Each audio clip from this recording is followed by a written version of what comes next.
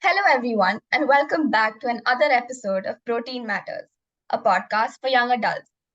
We invite experts in various fields to talk about their journey and answer our questions.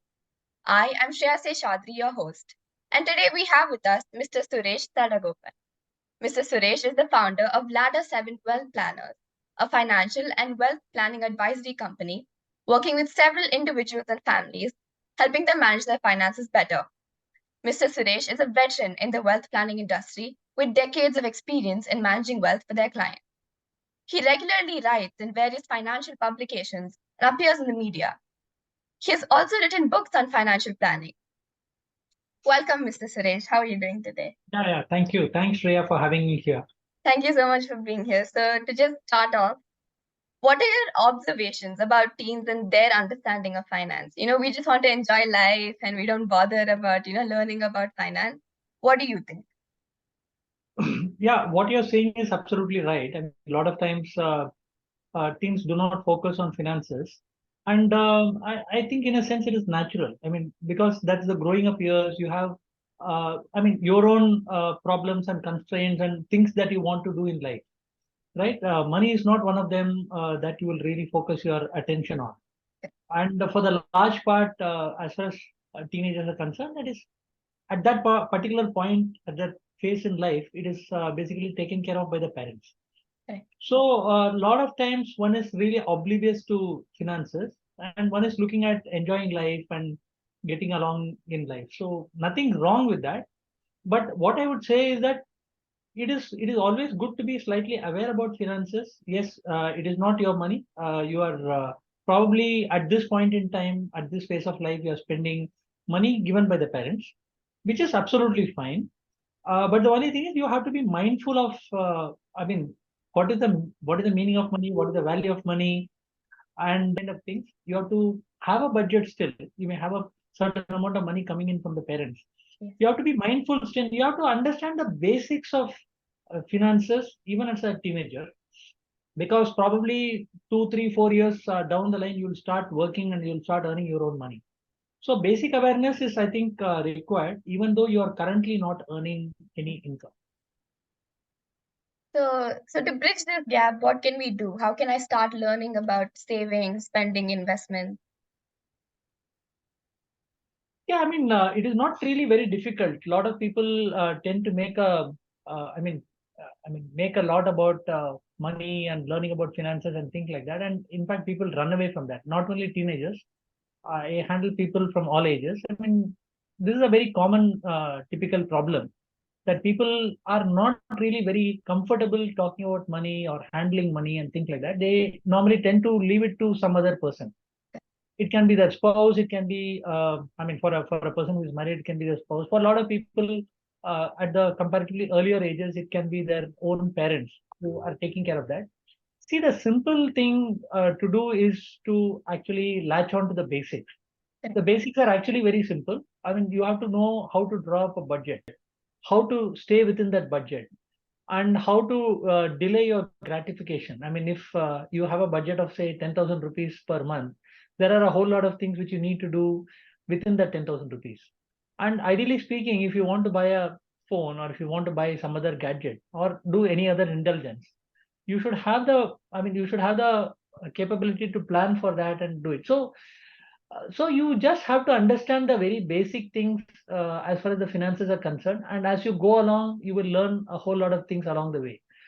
Debt is something that you should guard against. A lot of parents also give credit cards. Spending money using credit card is not a bad thing at all. But the point is, taking on a debt which is much more than what you can service is going to be a problem. Otherwise, then parents have to actually step in and then make good whatever money you have spent on whatever item. So, I would say the basics, and there are quite a few sites and things like that which can actually give you the information that you are seeking. So, I think you should start somewhere. The first step is the hardest, but you have to take the first step. Yeah, definitely. So also, How can I handle peer pressure when it comes to spending and other financial decisions? Because obviously, I spend most of my time with my friends and my classmates. There's obviously going to be some sort of peer pressure that comes from them. So, like, how can I manage that? Yeah, that's a difficult one for a financial planner to handle. Yeah, I mean, you probably have to tell your friends that this is what I can probably afford. I don't know how to handle that peer pressure. One of the things which you can tell that is what is your actual position and when you are going to get what you are going to get. Suppose you want an iPhone, all your friends are having an iPhone, and you are also at some point in time you want an iPhone, which is fine. You can tell your friends very clearly that I am saving up for an iPhone, and I'm going to get in the month of April 2024. By that time I'll have that money, or my father has said that you save up so much money and I'm going to give you that balance 20, 30, 40,000, whatever, and I'm going to buy the iPhone. So that way, in the estimation of your peers, you will actually go up in their standing, not really come down. So I mean, if you set the expectation right, even among your peers, as to what you're going to do or what you're not going to do, I think that's a good way of probably handling the peer pressure and coming out smelling of roses. Yeah. So I think, yeah, setting the standard is a very important part. Yeah. Also, this is a big one actually. If I want to support my parents in any way or take on the responsibility of higher education, like college and stuff, when should I start thinking about it, or when should I start learning about taking an educational loan? What tips would you give? Yeah, that's a very, very good question, Shreya. And in fact, it's very, very perceptive of you to think about this and ask me this question. I do appreciate that as a teenager, you people may not be obviously earning at this point in time. But there are things which you can actually take care of when you are applying for a college. Mm. See, there are a lot of college, especially at the graduation level. There are lots of colleges. Sorry, there are very few colleges which actually give you scholarships, especially abroad. All right. So you have to. I mean, if you are really keen on defraying the expenses, or you want to minimize the expenses which your parents will incur, you can actually look at those colleges which potentially can give scholarships. That is one of the things that you can do. If you are really also keen on taking a loan, especially if you really want to work after the graduation and you want to take a loan, you can actually work on that aspect also and take a realistic amount of money as a loan.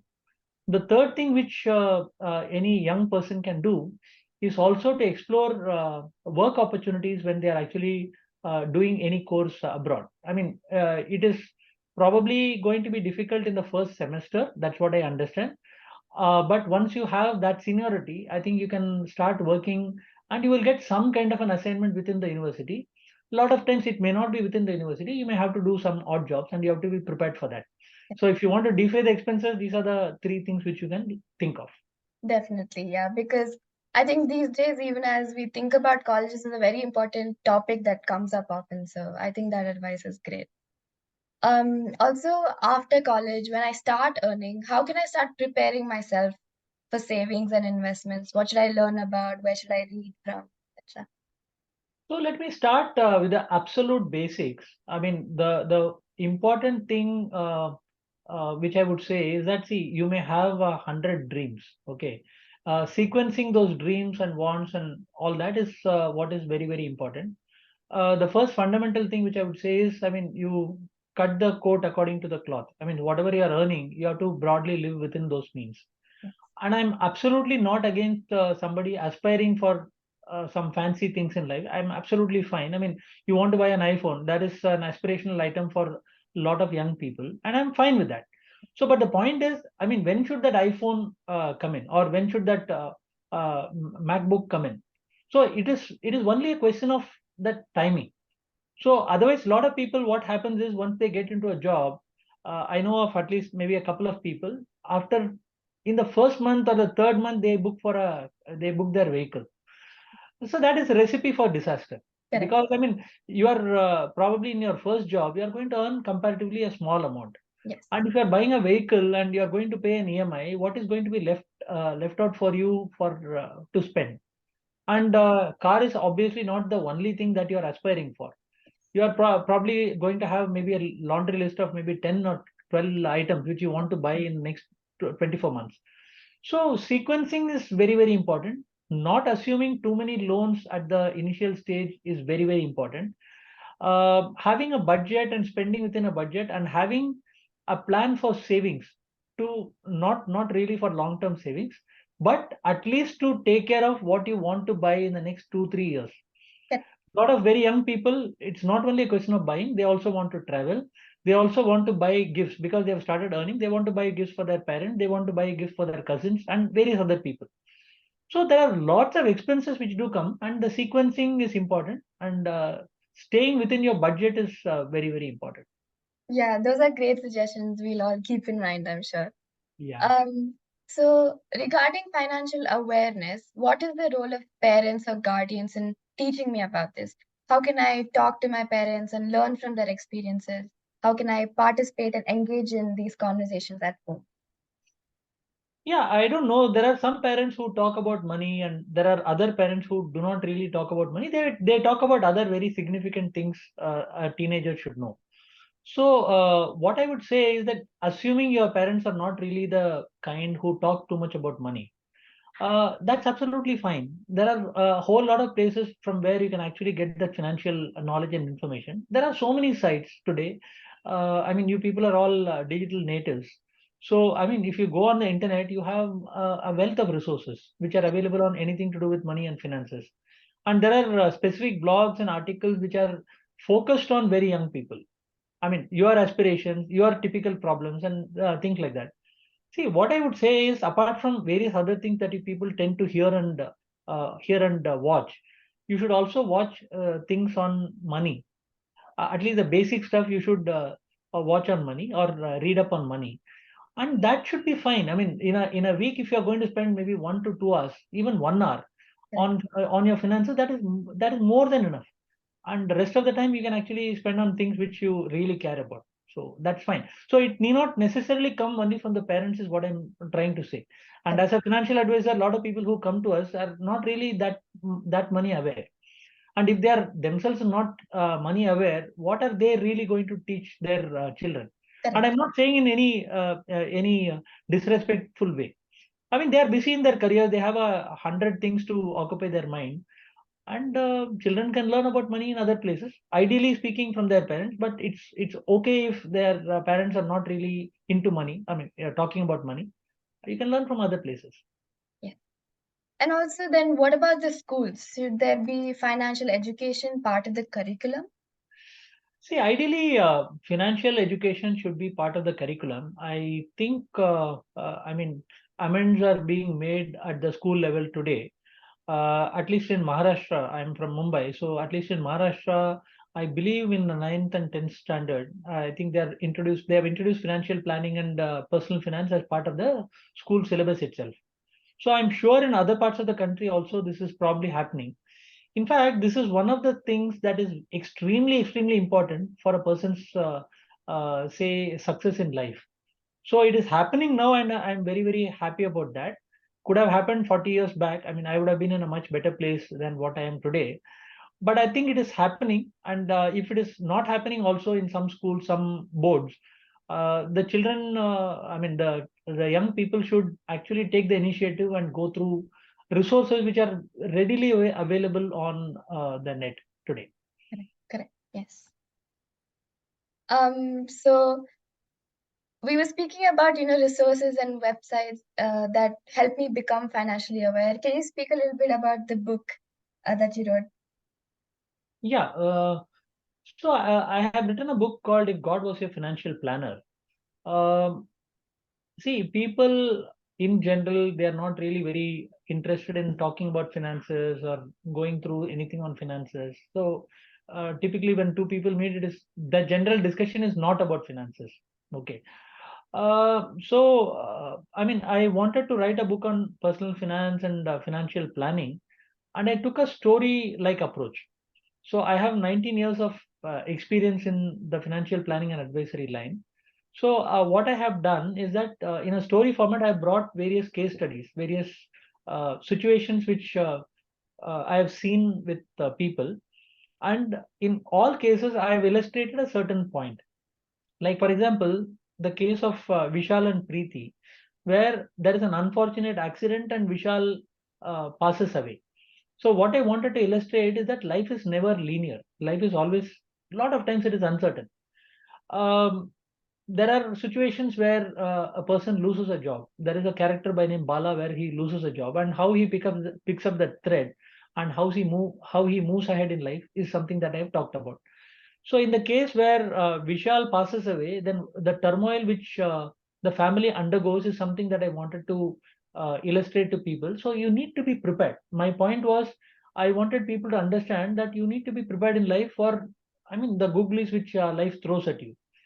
And one of the things by which you can actually be prepared is by actually taking a proper insurance. In this case, uh, I mean, Vishal, I had advised him to take appropriate amount of insurance, but certain insurances he had not taken. And I mean, so that is one of the, I mean, disadvantages of, I mean, not acting what a financial planner is asking you to do. So I have also done one more thing. I have tried to bring in all the, I mean, all the learnings uh, from my experience, and I've tried to put it in this book. And one more thing which I've also done here, again to aid the story, and also to bring in a life perspective, I have brought in God. See, life is not all about money. Okay. I mean, life has a lot more to it than just money. Money is important in life, but life is not all about money.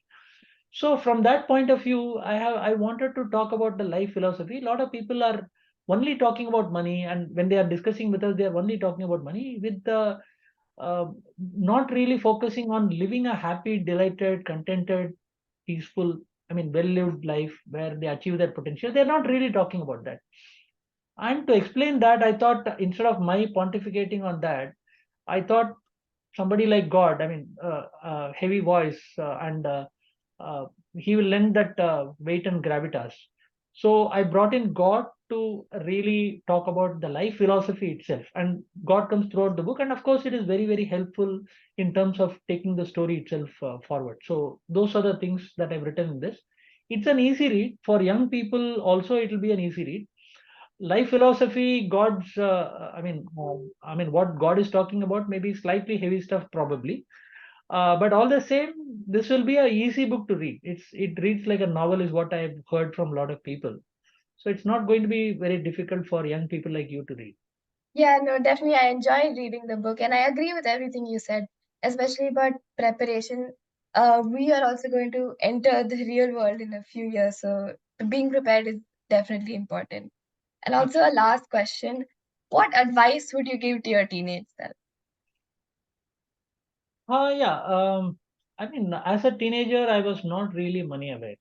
In fact, uh, for for maybe the first 3 4 years of my working life also, I did not show any inclination about managing my own money, my own finances. My father used to be behind me. He used to try to encourage me to take some interest on what I'm earning and in terms of investing. I really did not pay any attention, and he was the one who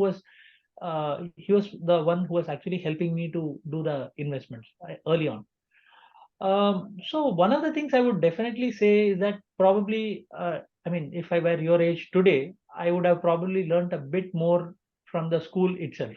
And even assuming it is not there in the school curriculum, today in the age of internet, I would definitely want to browse through a few sites like Money Control or any of the other sites, even the newspapers. I mean, it gives a wealth of information, and newspaper also has good columns. Newspapers like Mint has have columns for young people, and they have, I don't know, there's a particular column for simplifying complex financial matters. So I mean, I would definitely go through those things and be money aware. One of the positives which I don't know whether to compliment myself, but one of the positives is that I never used to spend a lot. I never believed in that. I used to be always living within my means, so that was not really a problem. So financial literacy is something that I would definitely focus on if I were that young again. No, yeah, I agree because um, everything is at our fingertips today, and it's up to us to actually take the initiative to try and learning. So thank you so much for being here today. I think this is the end of our conversation. It opened my eyes to a whole new set of responsibilities and decisions that I need to be ready for. And so, yeah, thank you for being a part of this episode. Thank you, Shreya, for inviting me. Thank you very much. Also, a huge thanks to anyone who is tuning in to this podcast. I hope you enjoyed it and do look forward to more exciting episodes coming up.